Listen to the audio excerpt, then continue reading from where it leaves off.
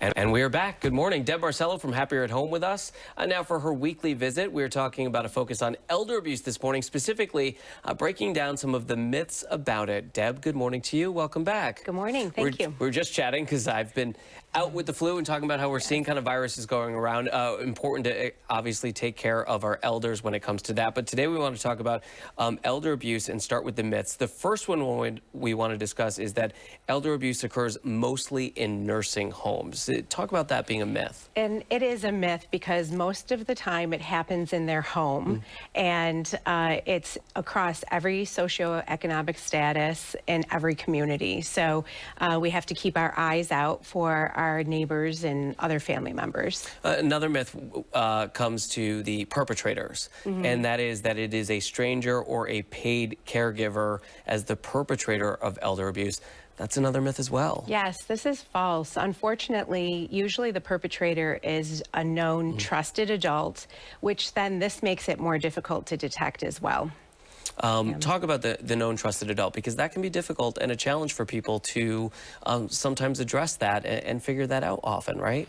It is, and one of our other myths is that there's always an outward sign of physical abuse, which this is not true as well. So it could be that the trusted adult is financially exploiting them, neglecting them. So, and it's very difficult for that person to come forward and tell the public or tell another trusted person about their abuse by a child or a well-known adult, because then they feel that they're going to get repercussions as well. This also plays into the third myth on the list, which is the bad guys always get caught here.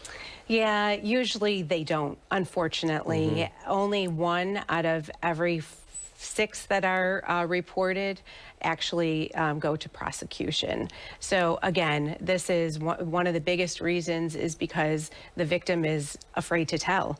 And those people that are most commonly victims have cognitive impairment. So this adds to that difficulty. Yeah, you hit on this already, but you said no physical signs of abuse, there's nothing to worry about. Not the case, right? Yeah, definitely not the case, because in addition to the exploitation, you should be looking at credit card statements, perhaps bank accounts, if there are a lot of checks that are made out to cash.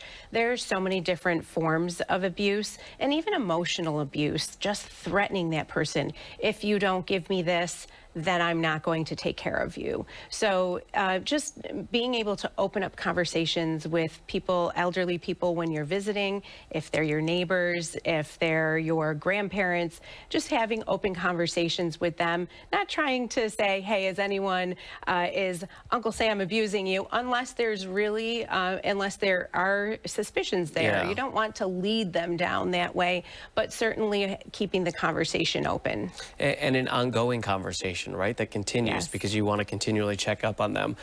You also have a myth here: caregiver stress causes elder abuse. And most caregivers that are stressed don't abuse their loved one.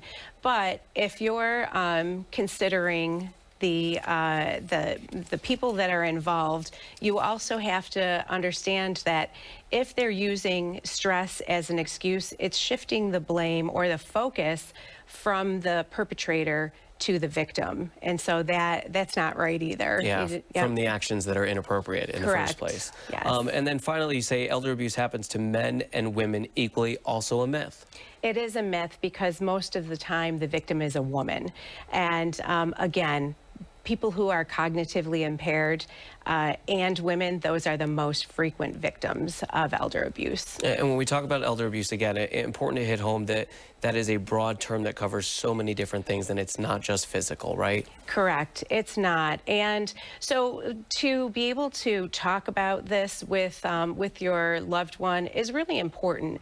And getting a third party involved is a good idea as well. If you contact a company like ours or Lifespan, we can have case managers come out and just talk and evaluate the situation, maybe placing some paid caregivers in the home also to be a third set of eyes to look at what's going on in the home. Oftentimes, it's our caregivers that are picking up on those signs of abuse when family members are involved. Yeah, and important to know, Yes. like you said, there are resources out there to help people with this too, right? Yes, absolutely. So if you are not sure where to turn, they're welcome to give us a call, and we'll help them. Yeah, an important conversation to have here and with those older loved ones to make sure that you're taken care of and not being abused. Deb, always Correct. good to have you and appreciate your